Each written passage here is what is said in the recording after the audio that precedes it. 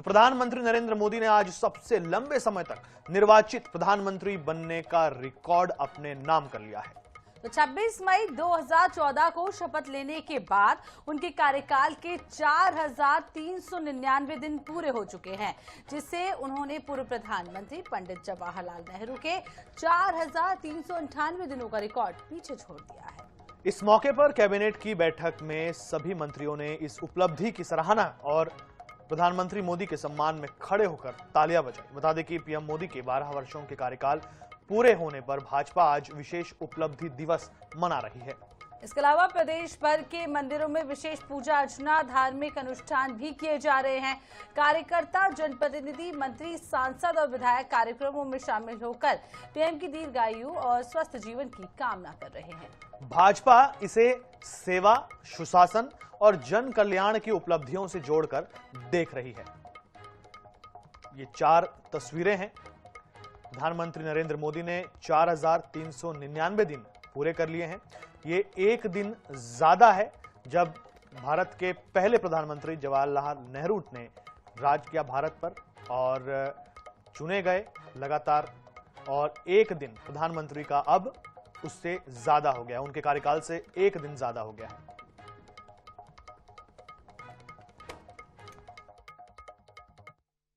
प्रधानमंत्री मोदी के 12 साल पूरे होने पर राजधानी भोपाल के हुजूर विधानसभा क्षेत्र में एक बड़ा आयोजन किया गया। प्रदेश अध्यक्ष हेमंत खंडेलवाल, विधायक रामेश्वर शर्मा की मौजूदगी में। महत्वपूर्ण बात यह है कि एक कलाकृति जो है वो खूब चर्चा का केंद्र बनी हुई है, और वो है अनाज से बनी प्रधानमंत्री नरेंद्र मोदी की ये रंगोली। पीएम मोदी के अगर आप देखें इस रंगोली को, तो ये पूरी तरह से अलग अलग अनाजों से बनाया गया है। गेहूं का इस्तेमाल किया गया है, चावल का इस्तेमाल किया है और साथ में दालों का इस्तेमाल किया है।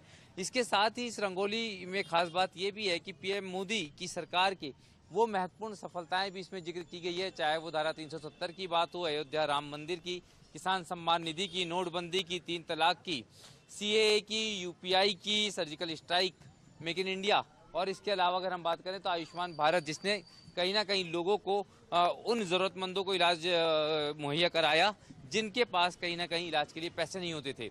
और यही कारण है कि ये रंगोली इस समय देश भर में चर्चा का विषय बनी है। कैमरामैन मनीष के साथ अनुराग मालविया, नेट 24x7 भोपाल।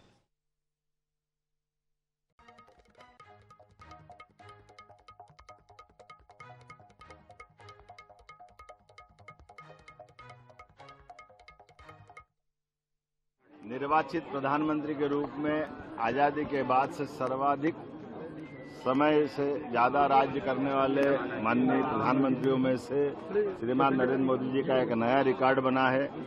हम सब मिलकर के यशस्वी प्रधानमंत्री के दीर्घायु होने की और दीर्घकालीन शासन की कामना करते हैं।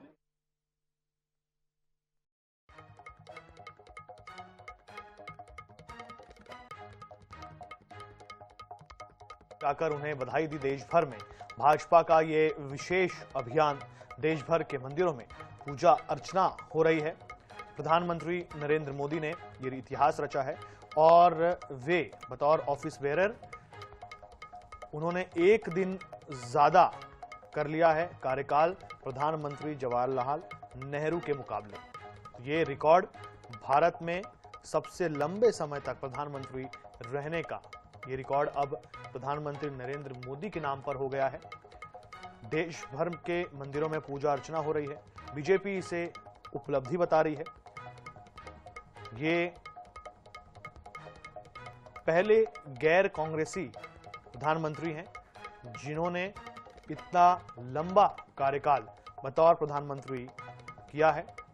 एक दिन ज्यादा कार्यकाल इनका हो चुका है जवाहरलाल नेहरू से, जो कि भारत के पहले प्रधानमंत्री थे। देखिए 2014 में जी, तो प्रधानमंत्री नरेंद्र मोदी 26 मई 2014 से लेकर अब तक रहे हैं। उसके बाद आपको बता दें जवाहरलाल नेहरू जो 15 अगस्त 1947 से लेकर 13 मई 1952 तक रहे थे, और उनका दूसरा काल जो है 13 मई 1952 से लेकर 27 मई 1964 तक रहा था। उसके बाद इंदिरा गांधी का नंबर आता है, तीसरे नंबर पर है, जो आपको बता दें कि उनका पहला कार्यकाल जो है 24 जनवरी 1966 से लेकर 24 मार्च 1977 तक रहा था और दूसरा कार्यकाल 14 जनवरी 1980 से लेकर 31 अक्टूबर 1984 तक रहा था। मनमोहन सिंह का कार्यकाल आपको बता दें 23 मई 2004 से लेकर 26 मई 2014 तक रहा था।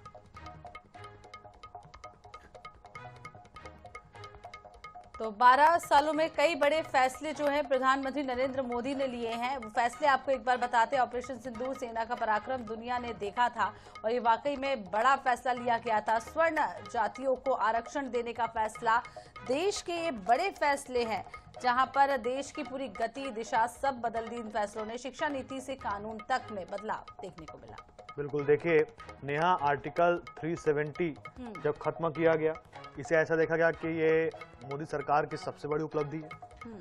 राम मंदिर का फैसला आया, ये भी सिविलाइजेशनली, सभ्यतागत इस रूप से भी ये बहुत बड़ा फैसला साबित हुआ। मुस्लिम महिलाओं के लिए जब बीजेपी ने काम किया और ट्रिपल तलाक इसे खत्म किया, तो ये जो 3 बड़े फैसले हैं, इसे सबसे पहले बड़े फैसलों में लोग देखते हैं और भारतीय जनता पार्टी भी इसे बार बार भुनाने में लगी रहती है कि ये 3 फैसले जो हैं वो हमारे कार्यकाल में हमारे प्रधानमंत्री ने इन फैसलों को लिया है।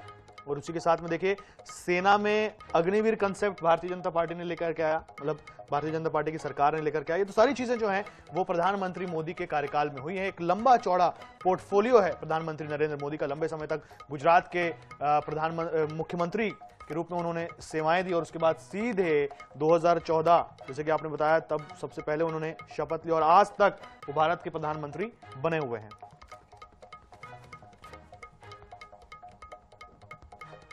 चलिए अगली खबर का रुख करते हैं। नटराजन मामले को लेकर दिल्ली में पूर्व विधायक कुणाल चौधरी ने INS 24/7 से खास बातचीत की। इस दौरान उन्होंने कहा कि बीजेपी ने लोकतंत्र और संविधान के ऊपर डकैती डाली है। इनके पास में नंबर नहीं थे, डकैती डालकर कांग्रेस को रोका गया। इन्होंने जब देखा कि उनके पास में नंबर नहीं है, खरीद फरोख्त नहीं कर पा रहे हैं, तो इस तरह की साजिश रची गई। साथ ही ये भी कहा कि ये अपराधी मुकदमा था ही नहीं, इस तरीके के नोटिस आते जाते रहते हैं। बीजेपी वाले बात नारी वंदन की करते हैं लेकिन महिला को रोकने का काम कर रहे हैं। सड़क तक, कोर्ट से लेकर, माफ करिए, कांग्रेस कोर्ट से लेकर सड़क तक हर लड़ाई के लिए पूरी तरीके से तैयार है, ये उन्होंने कहा।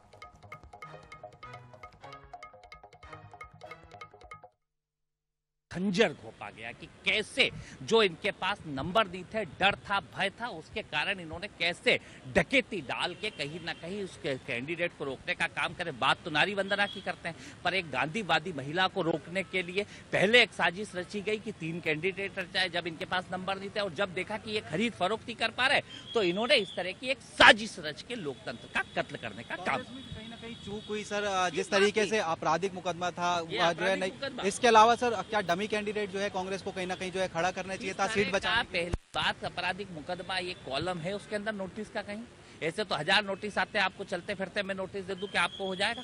इनके हजारों नेताओं के ऊपर ऐसे नोटिस होंगे तो क्या इनके सबके निरस्त? झूठी बात है, कहीं दम नहीं, सिर्फ झूठ बोलो, जोर से बोलो, बार बार बोलो कि नीति। आयोग से अगर राहत नहीं मिलती है तो आगे क्या? हर लड़ाई कोर्ट से लेकर सड़क तक हर जगह कांग्रेस पार्टी लड़े। तो हमारे साथ में कुणाल चौधरी जी बात करने के लिए मौजूद थे, INS न्यूज से खास बातचीत कर रहे थे। एक बार तस्वीरें दिखा देते हैं आपको कि कांग्रेस का जो प्रतिनिधि मंडल है वो चुनाव आयोग से मुलाकात करके जो है फिलहाल बाहर आ गया है।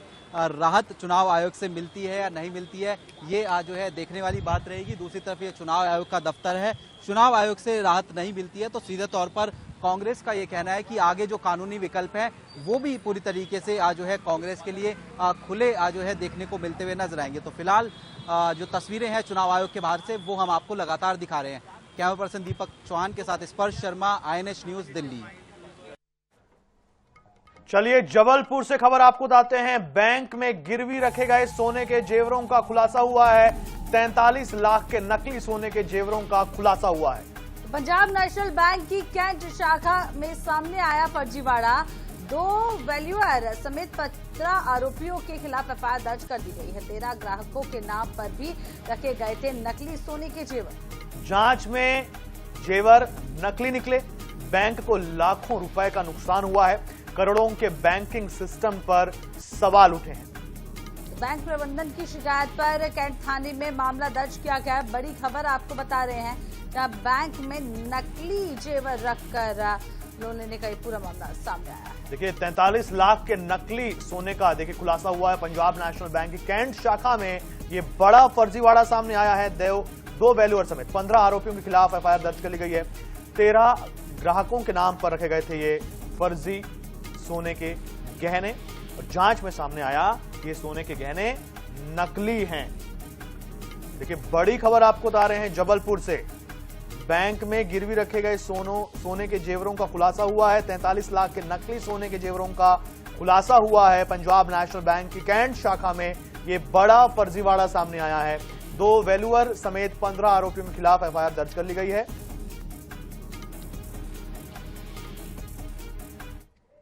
टीकमगढ़ में घटिया निर्माण को लेकर केंद्रीय मंत्री वीरेंद्र खटीक नाराज हो गए।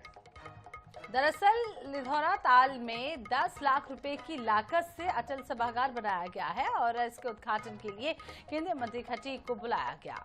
लेकिन जब मंत्री अटल सभागार पहुंचे तो निर्माण कार्य बेहद घटिया दिखा।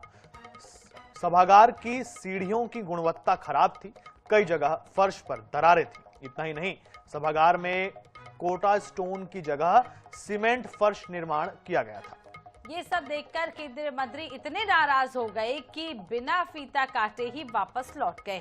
साथ ही उन्होंने पीडब्ल्यूडी विभाग के अफसरों को भी जमकर फटकार लगाई।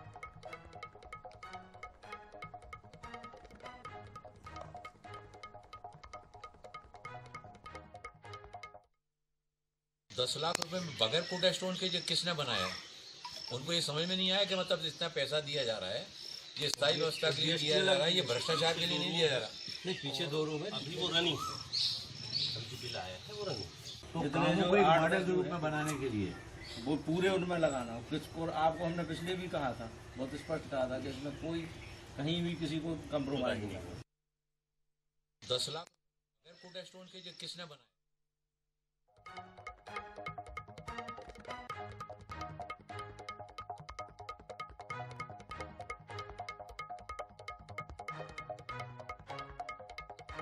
राजधानी रायपुर के रेलवे स्टेशन के पास बने एक्सप्रेस वे अंडर ब्रिज में पाइपलाइन और कवर शेड लगाने का काम शुरू कर दिया गया है, जिसके चलते यात्रियों की सुरक्षा और निर्माण कार्य को सुचारू रूप से पूरा करने के लिए अंडर ब्रिज में आवाजाही पर रोक लगा दी गई है। बता दें कि निर्माण कार्य 18 जून तक चल सकता है।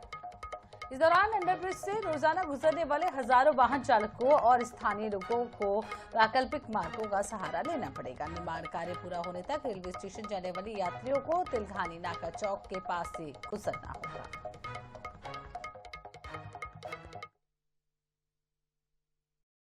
राजधानी रायपुर के रेलवे स्टेशन के पास स्थित एक्सप्रेसवे के जो अंडर ब्रिजेस की मरम्मत का कार्य शुरू कर दिया गया है। 4 जून से 18 जून तक ये मरम्मत कार्य जो है वो चलने वाला है। फिलहाल शुरुआती काम में यहाँ पर जो नई पाइपलाइन है उसे बिछाने का काम जो है वो किया जा रहा है। कहीं ना कहीं मरम्मत कार्य की वजह से 18 जून तक यह सड़क मार्ग को बंद किया गया। इसके अलावा डाइवर्जन के लिए ट्रैफिक व्यवस्था संभालने के लिए तिलघानी नाका से जो है वो डाइवर्ट किया गया है रास्ते को।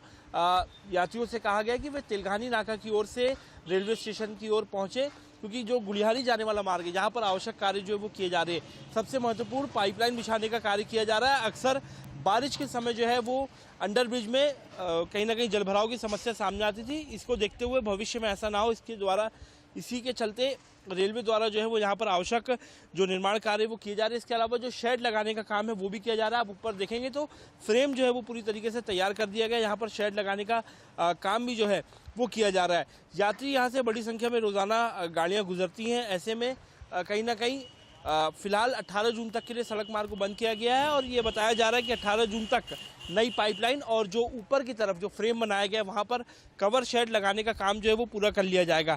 इससे आने वाले समय में जो यात्री रेलवे स्टेशन आते हैं, प्लेटफॉर्म 7 जाते हैं और प्लेटफॉर्म 7 से प्लेटफॉर्म 1 की तरफ आते हैं, उनके लिए नई सड़क भी बनाई जाएगी ताकि आवागमन करने में किसी प्रकार की परेशानी न हो। कैमरा पर्सन रिजवान कुरैशी के साथ मोहम्मद सैन, 24/7 रायपुर।